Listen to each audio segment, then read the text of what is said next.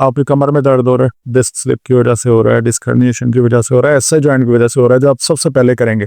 Like मैं अब सुबह सो के उठा और मुझे कमर में दर्द हो रही है, आपने ना यहाँ पे गर्म टकोर नहीं करनी, आपने यहाँ पे ठंडी टकोर करनी है। ठंडी टकोर बहुत अच्छी होती है एक्यूट कंडीशंस में, नई नई जो कमर की दर्दें आती हैं, ठीक है। नंबर 1, अगर आपको कमर में दर्द है पिछले 6 महीने से, फिर आप इस पे गर्म टकोर करेंगे। लेकिन पिछले 6 महीने से है, साल से है, 2 साल से है, लेकिन आज सुबह से बहुत ज्यादा है, ये तो आज सुबह से बहुत ज्यादा है, ये आपको नई दर्द है। तो जब भी नई दर्द होगी तो ठंडी टकोर, जब भी पुरानी दर्द होगी तो गर्म टकोर।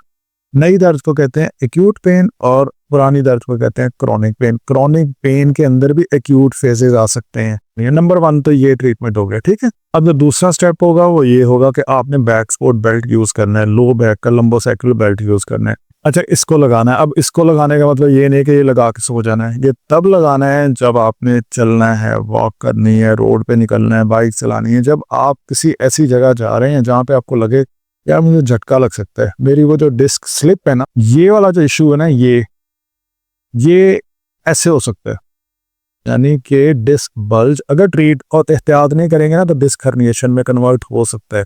सो हमने कब कब लगाना है, ये लगा के सो नहीं जाना, हमने आम रूटीन में जब हमें लगे ना तो यार यहाँ पे कोई मसला आ सकता है, मैंने अब सीढ़ियाँ चढ़नी है, भागना है, चलना है, तो फिर मैं बेल्ट लाजमी यूज करूंगा। ये हो गया सेकंड स्टेप।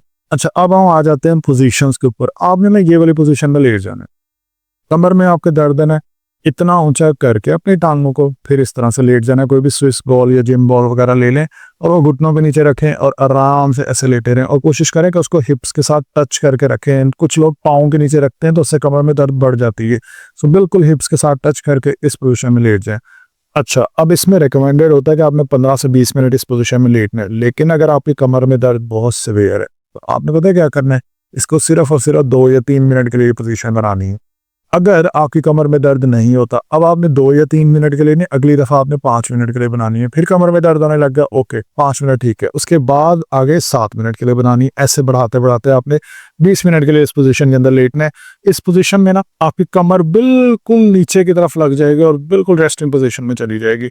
सो ये होगी पोजीशनिंग।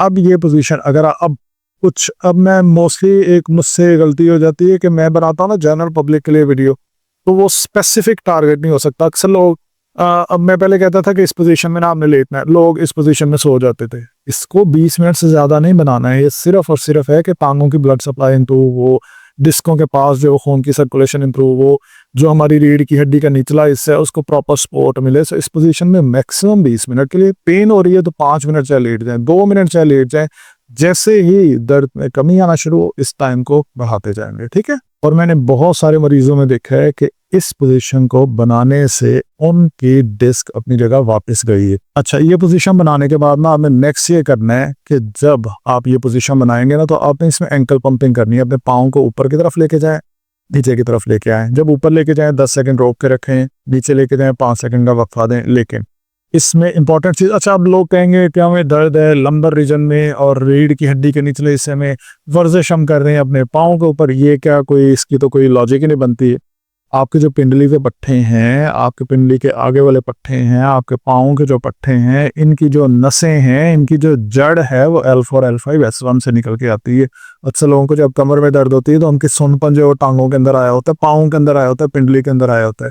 तो ये सारे के सारे एरियाज एक दूसरे के साथ लिंक होते हैं। तो जैसे जैसे मैं बता रहा हूँ इन स्टेप्स के साथ करते जाएंगे आपने। सो सेकंड क्या हो गया, एंकल पंपिंग एक्सरसाइज करनी है। इसमें 10 सेकंड का होल्ड करना है, नीचे लेके जाना है, 5 सेकंड का वक्फा देना है, कि 6 से 7 दफा ये वाली वर्जिश करें हर 2 से 3 घंटे के बाद। अच्छा, अब नेक्स्ट एक्सरसाइज होगी जिसे हम कहते हैं ब्रिजिंग एक्सरसाइज। इसमें ना आपने सीधे लेटना है, दोनों घुटनों को जोड़ के हिप्स को ऊपर की तरफ उठा ले। जब उठा के रखें तो 10 सेकंड के लिए रोकें। अच्छा, अब अगर तो है ना कमर में बहुत शदीद दर्द, तो ये वर्जिश करते हुए आपको कमर में दर्द आ सकती है। अब हमने क्या करना है, अब हमने फुल ऊपर नहीं लेके जाना, इतना सा उठाना है जिसमें दर्द बेयर हो सके, हल्का फुल्का दर्द हो। 10 सेकंड के लिए होल्ड करें। अगर 10 सेकंड होल्ड नहीं हो रहा, 5 सेकंड के लिए लाजमी होल्ड करें, बट ये नहीं होना चाहिए उठाया और नीचे गिरा दिया, ऐसे नहीं होना चाहिए, ठीक है। सो इसको ऊपर उठाएं, 10 सेकंड के लिए होल्ड करें, फिर उसके बाद छोड़ दें। तो ये एक्सरसाइज भी आपने तकरीबन 6 से 7 दफा हर 2 से 3 घंटे बाद करनी है। ये है स्टार्ट। जैसे 1 या 2 दिनों में आपकी पेन कम होना शुरू हो तो फिर आपने 6 से 7 दफा नहीं करना, फिर आपने 10 से 12 दफा करना है। ऐसे बढ़ाते बढ़ाते आपने 20-20 दफा करना है। और इस वर्जिश को हम ब्रीजिंग एक्सरसाइज कहते हैं। ये भी दुनिया में बहुत ज़्यादा की जाती है अगर आपको लो बैक पेन के इश्यूज हों तो। अच्छा, इसके बाद हम नेक्स्ट एक्सरसाइज है कि घुटनों के बीच में ना एक इस तरह के सॉफ्ट सी बॉल रख लें, तकिया वगैरह रख लें, उसको दबाएं, 10 सेकंड के लिए रोकें, फिर छोड़ दें। ये कमर के पट्टों के लिए भी अच्छा है, टांगों के पट्टों के लिए भी अच्छी है। 10 सेकंड के लिए होल्ड करना इसमें बहुत ज़रूरी है। आपने जल्दी जल्दी नहीं करना, ये मूवमेंट कर रहे हैं फिर छोड़ रहे हैं, कर रहे हैं और छोड़ रहे हैं, इससे जो है ना इंजरी ज़्यादा हो सकती है। आपको पता नहीं डिस्क स्लिप है या बल्ज है तो फट सकती है। इस तरह से आपने कुछ भी ऐसा नहीं करना कि हमारा उसमें नुकसान हो। सो आपने ये वाली एक्सरसाइज करनी है। जो हमारी नेक्स्ट एक्सरसाइज होगी ना वो होगी इसकी उलट। इसकी उलट कैसे हो सकती है? जैसे वो अंदर की तरफ दबा रहे थे ना, अब हम करेंगे अपने घुटनों को बाहर की तरफ खोलेंगे। इस तरह का रबड़ बैंड खरीद लें आप लोग। अच्छा, मैं कोशिश करूंगा कि जितने भी ये मैं चीज़ें बता रहा हूँ ना, इनके मैं लिंक्स नीचे डिस्क्रिप्शन में दे दूंगा। अगर आपको कोई भी चीज़ चाहिए होगी ना तो आप उस लिंक पे क्लिक करके घर पे मंगवा सकते हैं।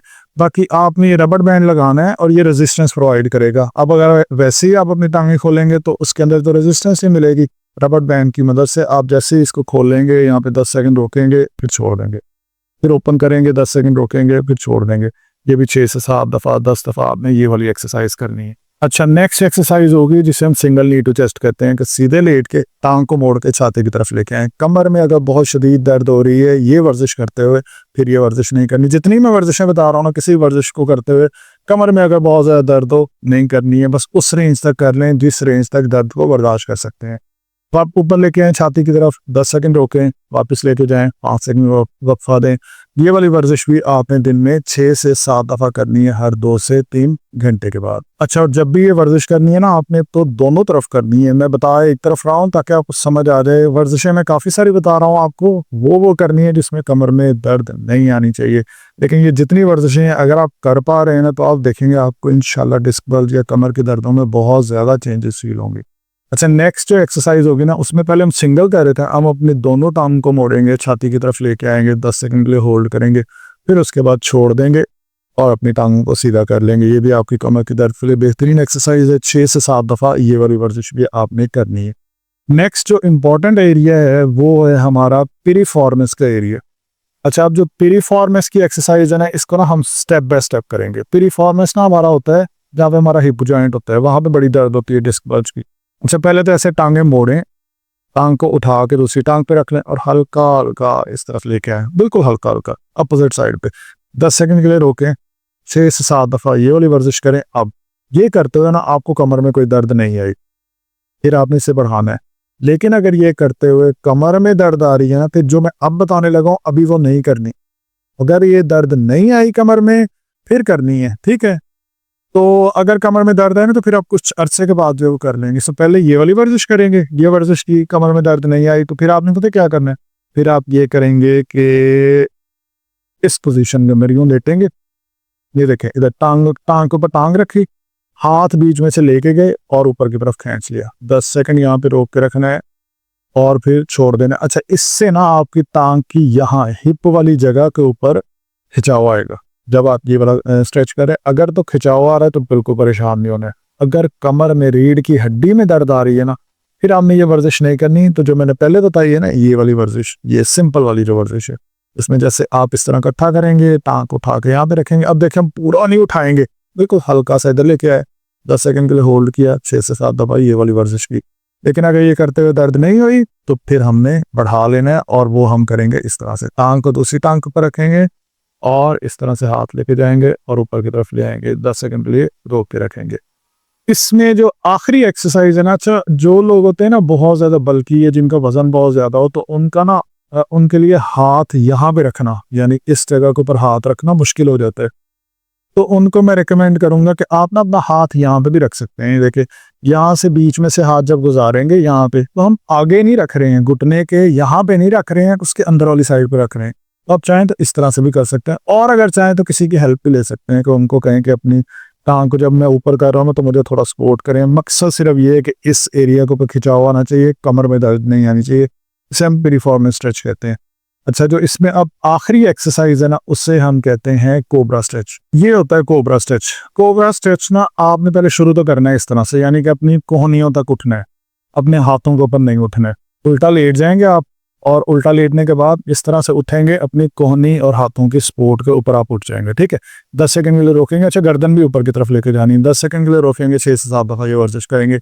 ये करते हुए आपकी कमर में कोई दर्द नहीं आई। ठीक है, अब आपने ना इसे बढ़ाना है। अगर दर्द आ गई तो फिर बस इतना ही करना है, इससे ज्यादा नहीं बढ़ाना है। अगर दर्द नहीं आई तो हम इसको अब बढ़ाएंगे। अब कैसे बढ़ाएंगे? ऐसे उल्टे लेट के, अब हम कोहनियों पे नहीं उठे, अब हम अपने हाथों पे उठे और उसके बाद गर्दन पे ऊपर ले गए।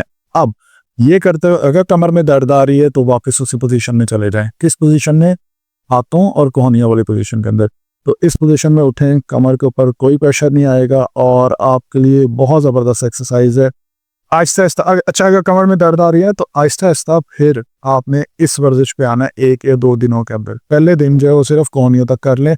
6 से 7 दफ़ा ये वाली वर्जिश भी करनी है और हर 3 से 4 घंटे के बाद आप देखेंगे कि अगर आपको डिस्क बल्ज है या डिस्क हर्निएशन है, इन सारी वर्जिशों से और जो मैंने आपको ट्रीटमेंट के मेथड बताए हैं, चाहे वो आइसिंग अप्लाई करनी है या गर्म टकोर अप्लाई करनी है। आइसिंग कब करनी है? जब नया नया दर्द है। गर्म टकोर कब करनी है? जब पुराना दर्द है। पुराने दर्द में अगर किसी दिन दर्द बहुत शिद्दत से बढ़ जाए तो वो नया दर्द बन जाता है, यानी कि नई कोई चोट लगी है, तो आपने आइसिंग करनी है। चाहे वो पुराना प्रॉब्लम है, ये देखना है कि नया है या नहीं। आई होप सो कि ये वाली बात समझ आ गई है, थोड़ी सी कॉम्प्लेक्स है। अच्छा, नेक्स्ट आपने लंबोसैक्रल बेल्ट यूज़ करना है। इसके बाद मुख्तलिफ पोजीशंस हैं कि टांगों को ऊंचा करके रखें और एंकल पंपिंग करें और ब्रिजिंग करें और बॉल को अंदर की तरफ दबाएं, बाहर की तरफ खोलने की कोशिश करें। और उसके बाद आप सिंगल नी टू चेस्ट करें, उसके बाद डबल नी टू चेस्ट करें और उसके बाद पिरिफॉर्मिस के डिफरेंट स्ट्रेचेस हैं और साथ में आपने कोबरा स्ट्रेचेस करने हैं, उल्टा लेट के, चाहे कोहनियों पर उठें। और अगर दर्द नहीं है तो फिर आप हाथों के ऊपर उठ सकते हैं। तो ये हमारी पूरी वीडियो की ओवरऑल समरी हो गई है। अगर ये मैंने आपको जितनी भी बातें बताई हैं, अगर आप ये फॉलो कर लेते हैं ना, तो इंशाल्लाह देखेंगे कि आपको आपकी कमर के दर्दों के अंदर बहुत ज़्यादा चेंजेस फील होंगे। ये वो मैक्सिमम चीज़ें हैं जो मैं आपको गाइड कर सकता हूँ कि आप घर में करें। ठीक है, और अगर फिर भी आपकी दर्द सेटल नहीं होती, अव्वल तो हो जाएगी इंशाल्लाह, अगर नहीं होती तो मैं आपको रेकमेंड करूँगा कि आप किसी नियरबाई थेरेपी सेंटर भी साथ में ज्वाइन करें। उस थेरेपी सेंटर में आपकी ये अल्ट्रासाउंड थेरेपी होगी जो कि आपके डिस्कों के लिए बहुत अच्छी है। साथ में आप टेंस मशीन या इलेक्ट्रिकल मसल स्टिमुलेशन लगवा सकते हैं। इसके अलावा जो हम लोग अपने क्लिनिक पे करते हैं वो इलेक्ट्रिकल आकुपंक्चर थेरेपी। अगर कोई पेशेंट मैनेज ना हो रहा हो तो फिर नीडल्स के साथ उनके स्टिमुलेशंस करते हैं, उससे भी बहुत अच्छे रिजल्ट्स आते हैं। और इसके अलावा मैनुअल थेरेपी, जिसके ज़रिए हाथों की मदद से डिफरेंट पोजीशंस बना के आप रीढ़ की हड्डी के मोहरों की डिस्क को अपनी जगह पे लेके जा सकते हैं। तो चाहे डिस्क बल्ज हो या चाहे डिस्क हर्निएशन हो, ये सारी चीज़ें ठीक हो सकती हैं। इनकी वजह से जो दर्दें होती हैं उनको शैटिका और इस तरह शैटिक नर्व की दर्द हो रही है, जड़ें यही होती हैं सारी की सारी। इन सब चीज़ों को मैनेज किया जा सकता है। अगर आप लोग मुल्तान से हैं तो मेरे क्लिनिक पे विजिट कर सकते हैं। मुल्तान के अलावा अगर किसी और शहर से हैं तो फिर आप मेरे साथ 1-to-1 वीडियो कंसल्टेशन कर सकते हैं। मैं नीचे कमेंट्स के अंदर अपना जो क्लिनिक का नंबर है वो पिन कर दूंगा, आप उस पर रब्ता करके डायरेक्टली मेरे साथ वीडियो कंसल्टेशन करें और अपनी जितनी रिपोर्ट्स हैं, सारा डाटा है वो शेयर कर सकते हैं। उस रिकॉर्डिंग फिर मैं आपको गाइड कर दूंगा।